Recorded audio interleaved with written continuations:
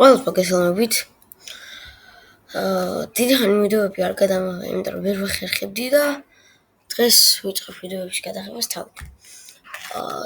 დღეს ჩვენი ვიდეოს თემა იქნება გონიოს ციხე. დავიწყოთ. გონიოს ციხე ფორმით სწორკუთხედია.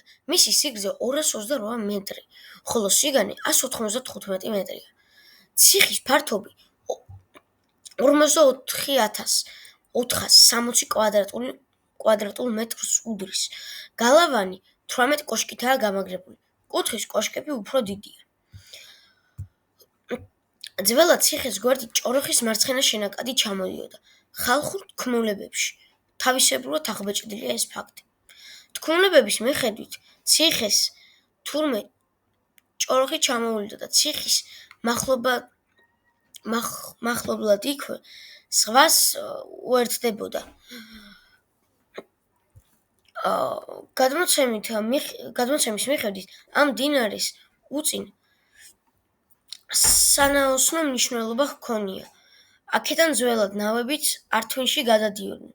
დროთა განმავლობაში ჭოროხის ეს ტოტი ჩაიკეტა და ტბად გადაიქცა.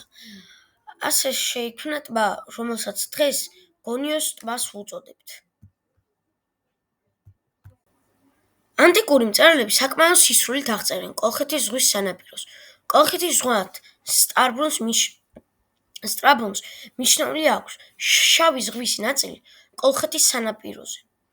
გურო რომაელი მწერალი გაიუს პლინიუს უფროსი ახალი წელთაღრიცხვით პირველ საუკუნის გადმოგვცემს, რომ აღმოსავლეთისკენ 140,000 ნაბიჯზე ტრაპეზუნტიდან არის მდინარე აფსარი, რომლის შესართავიდან იმავე სახელობის მქონე ციხესიმაგრეა. ამ ცნობაში დადასტურებულია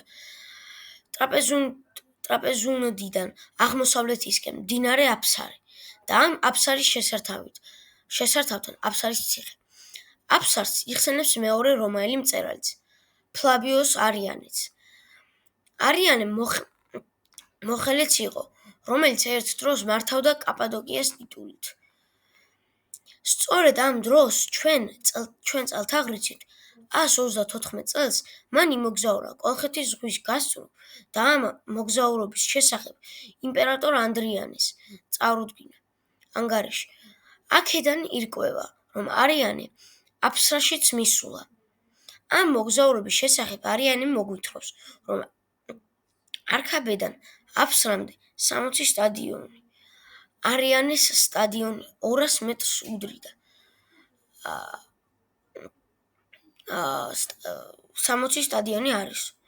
არიანე შემდეგ აგრძელებს თავის თხრობას და წერს: გავედით რა აფსრიდან, ღამით ჩვენ გავიარეთ აკამფსისი, რომელიც 15 სტადიონით არის დაშორებული აფსარის აკამფსიდან.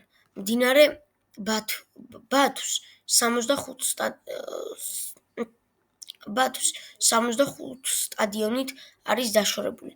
მდინარეები აფსარი და აკამფსისი ჭოროხის ორი ტოტია შესართავთან.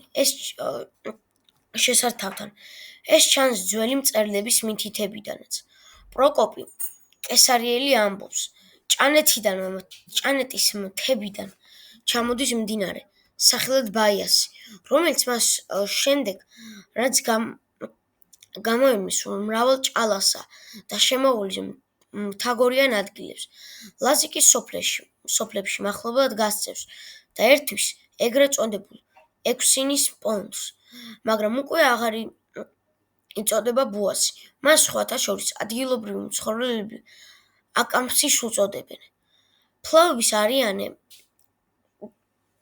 არიანე, როგორც ზემოთ მოყვანილი სიტყვებიდან ჩანს, ტრაპეზუნტიდან და შემდეგ აქარბედან ჯერ აფსარში მოსულა, ხოლო შემდეგ აკამფსისი გაუვლია.